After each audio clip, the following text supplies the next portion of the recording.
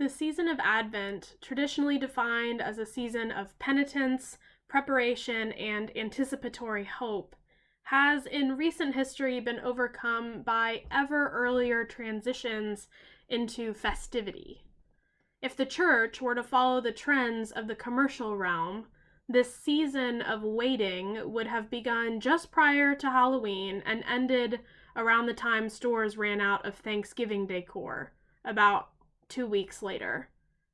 In hopeful defiance of this particularly difficult year, many individuals and families have already decorated their homes with string lights and evergreen, and plenty of wreaths and ribbons have already adorned the street lamps of our city centers. The hardliners of the church calendar have begun their grumpy posts on Facebook that Christmas is 12 days long and that none of those days fall in November. And the Episcopalians have begun their annual back and forth about whether Advent is blue or purple.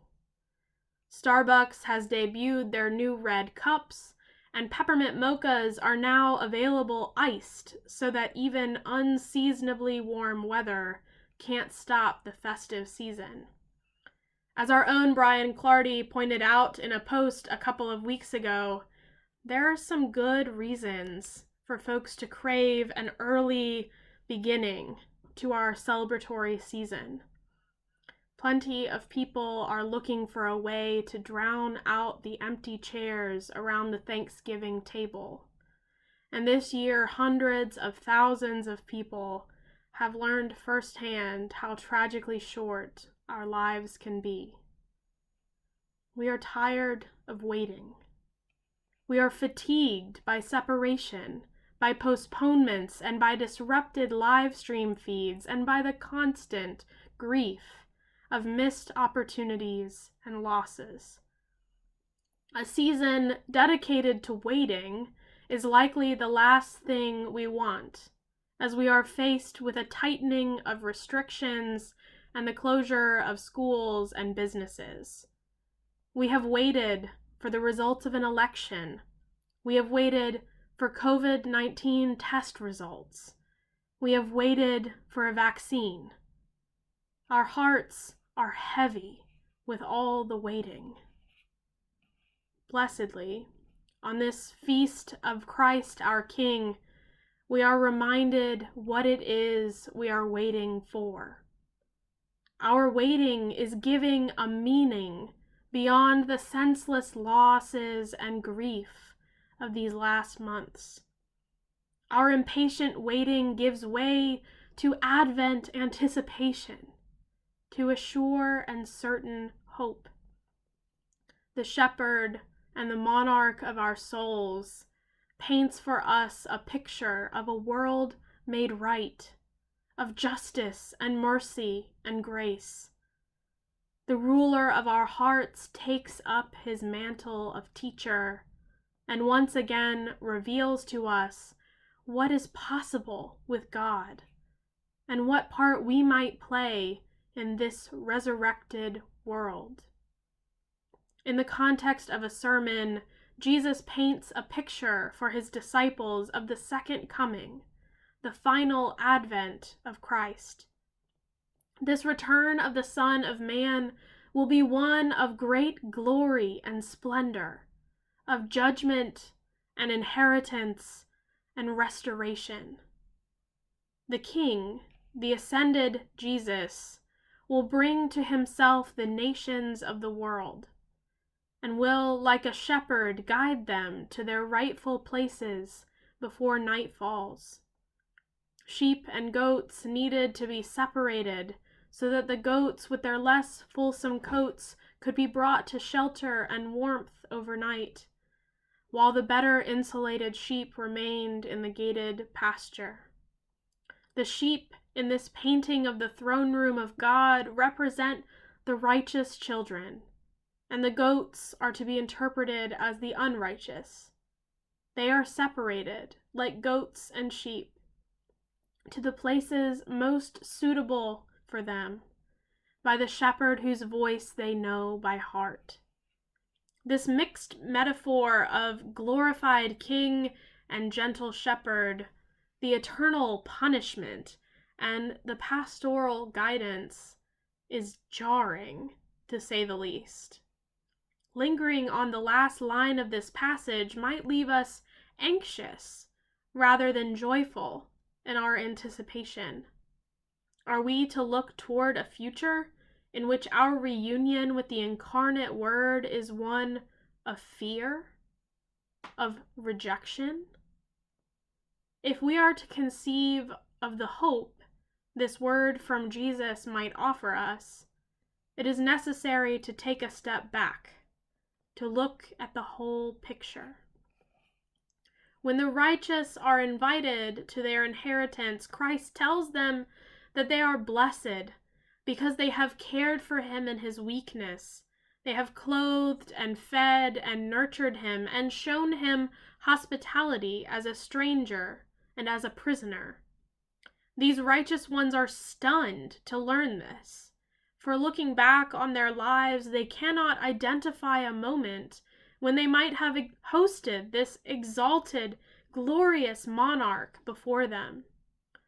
The unrighteous, similarly, cannot identify a moment when they would have missed the chance to do right by God when they encountered him on earth.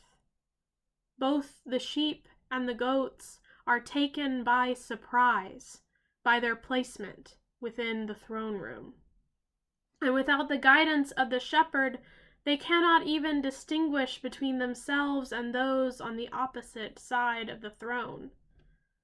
Truly, I tell you, just as you did to one of the least of these, who are members of my family, you did it to me.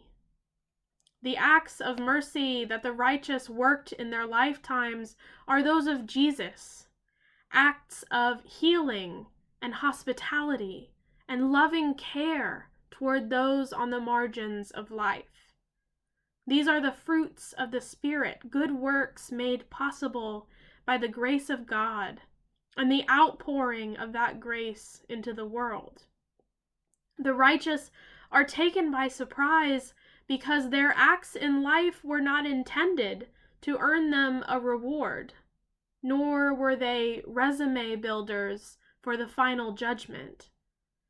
By feeding the hungry and quenching the thirsty, by welcoming the stranger and clothing the naked, visiting the sick and imprisoned, these children were simultaneously caring for Christ and witnessing to the care of Christ in their own lives.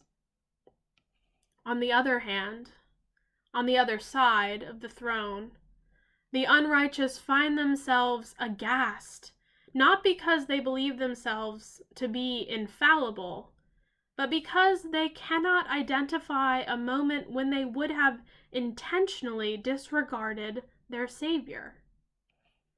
Their question is, when did we not do these things for you? The unrighteous may have looked for Christ, but missed him when he was right in front of them. Perhaps the goats looked for Christ in the halls of power, instead of in the prisons that power built. Perhaps the unrighteous looked for their king in the abundance, but overlooked him in the famine. Perhaps their surprise betrays the motive, a lifetime of seeking personal salvation rather than a daily dedication to cultivating compassion for others. As we step toward the anticipation of Advent, we face a dangerous moment. We are in danger if we hear this gospel of the Lord as a judgment on our individuality. If we ponder just long enough to align ourselves either with the sheep or the goats and then move on. If we move into the season of preparation for the coming of Emmanuel, God with us, having already decided if we are good or bad at locating him in our midst, we have already missed the mark. Remember that the goats and the sheep did not find their places on their own. The shepherd came to guide them. Remember that the righteous and the unrighteous will be equally taken by surprise at their standing. We are always both sheep and goats. We are always both striving for righteousness and battling against our own unrighteous yearnings. We are always both in desperate need of care and called to provide unreserved care to God's family. We are constantly both receiving the gospel and charged with giving it away. Our standing in the throne room is non-binary and is not individualistic. Our participation in the systems that imprison and enslave and starve members of God's own family matters just as much as our dedication to works of mercy and compassion in our own lives. This is what we must carry with us into the spiritual school of Advent. Christ, our shepherd and our teacher, has given us a map to reach him.